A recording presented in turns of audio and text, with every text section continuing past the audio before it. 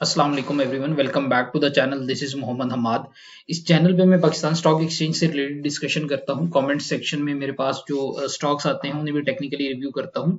उसके अलावा ब्रॉडली जो मेरे रिसर्च आइडियाज होते हैं वो भी यहाँ से शेयर करता हूँ इस प्लेटफॉर्म से। और कोशिश करता हूँ कि जो कॉन्सेप्चुअल चीज़ें हैं मीनवाइल जो आपके आए होते हैं स्टॉक उन्हें डिस्कस करने के साथ साथ उनकी लॉजिक्स भी आपके सामने रखूँ। यहाँ पे अभी मेरे पास जितने भी कमेंट सेक्शन में 5 स्टॉक आए हुए हैं पिछले 2 दिनों में, तो उन सबको मैं रिव्यू कर दूंगा।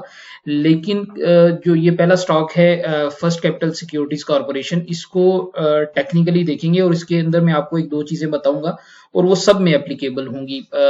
स्टार्ट करेंगे यहाँ से CSAP से, बट इसके अलावा भी जितने भी हम स्टॉक्स देखेंगे सेम जो है वो लॉजिक्स वहां पे भी अप्लाई होंगी, कोई डिफ्रेंसिएशन ऐसा नहीं होगी।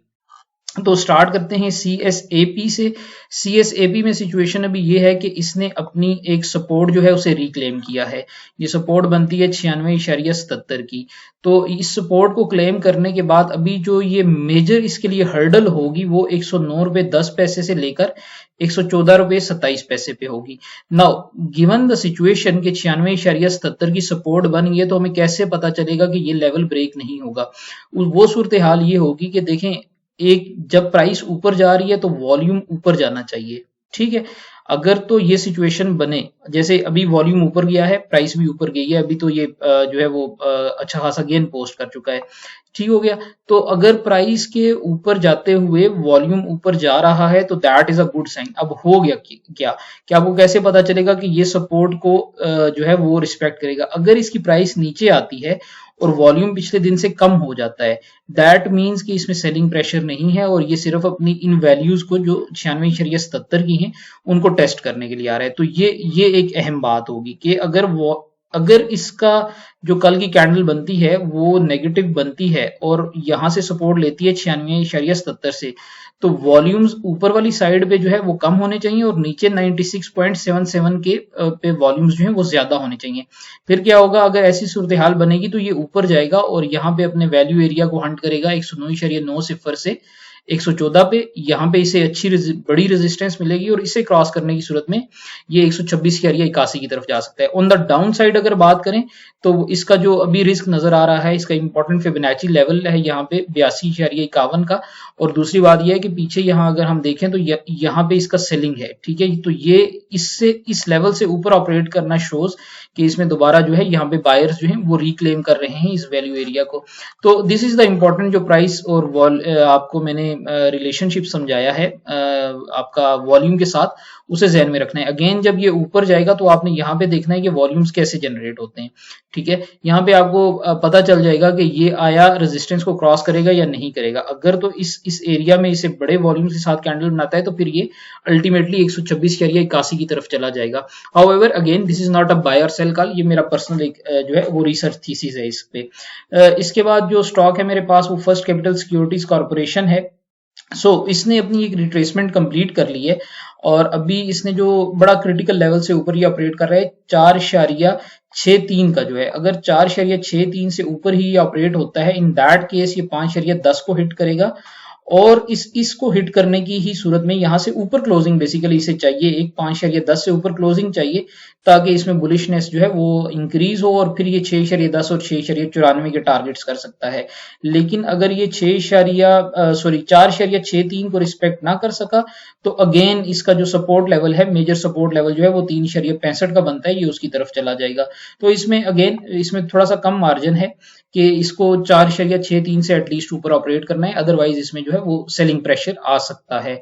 फर्स्ट कैपिटल के बाद मेरे पास अल शहीर कॉर्पोरेशन है। इसने जो रैली बनाई थी उसके बाद देखें तो यहाँ पे इसने एक रिट्रेसमेंट कंप्लीट की है और उसके से ऊपर अभी ऑपरेट कर रहा है।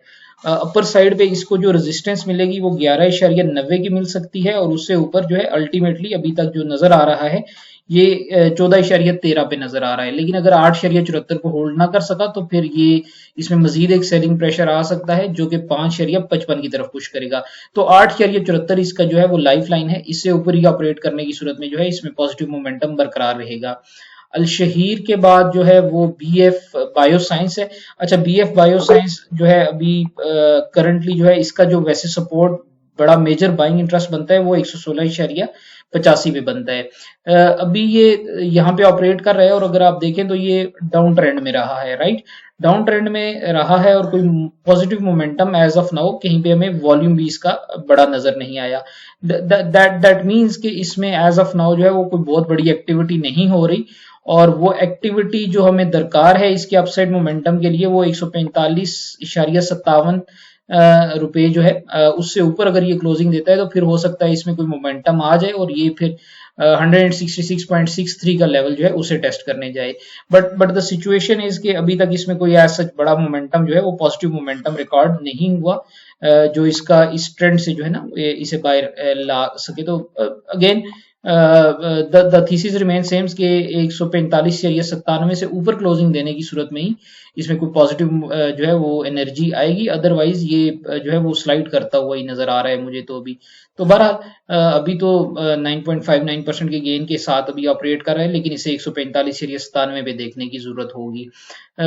BF बायो के बाद मेरे पास ट्रिपल GL है, गनी ग्लोबल ग्लास लिमिटेड। अच्छा, गनी की सिचुएशन ये है कि इसने एक इम्पॉर्टेंट जो है वो सपोर्ट जो है उसे रिक्लेम कर लिया है 8.09 की, और अभी उससे ऊपर ऑपरेट कर रहा है। नाउ अगर ये 8.09 को नहीं होल्ड करता, इससे नीचे आया तो अगेन ये डेंजर जोन में चला जाएगा और 6.96 को टारगेट करेगा, हिट करेगा। लेकिन अगर 8.09 से ऊपर ही ऑपरेट करता रहता है और इसमें वॉल्यूम्स जो हैं वो आते हैं, तो फिर इसके अपसाइड जो टारगेट्स बनेंगे वो 9.43, 10.36 के 11.38 के बनेंगे। ऑब्वियसली ये एक स्ट्रेट लाइन नहीं होगी, स्टॉक स्ट्रेट लाइन में मूव नहीं करते, ये अपने रेजिस्टेंस लेवल्स को जो है वहां पे जाएगा, वहां से रिजेक्ट होगा, फिर दोबारा मोमेंटम बन के अपसाइड लेगा और अगर रेजिस्टेंस से रिजेक्ट हो गया तो अगेन सपोर्ट की तरफ आ जाएगा। तो ये इन समरी इसका सारा डाटा मैंने देखा है क्योंकि स्टॉक ज्यादा थे, तो मैं इन नट शेल आपको जो है वो सारी सिचुएशन जो है वो आपके सामने रख दी है। Make a wise decision, this is not a buy or sell call, ये मेरा पर्सनल एनालिसिस है। आप इसको जो है बिगनर सीरीज में जो चीजें पड़ी हुई हैं उन्हें देख के उनके साथ को रिलेट करके जो है इसको यूज कर सकते हैं। हाउएवर जितनी भी नंबर्स थे वो मैंने आपके सामने रख दिए हैं। Make a informed wise decision और फोकस करें कि जो लर्निंग है उसमें भी इन्वेस्टमेंट करें, ताकि आप लोग जो है आप लोग एक कन्विक्शन के साथ जो है वो ट्रेडिंग डिसीजन बना सकें। Thank you so much for listening, have a good day.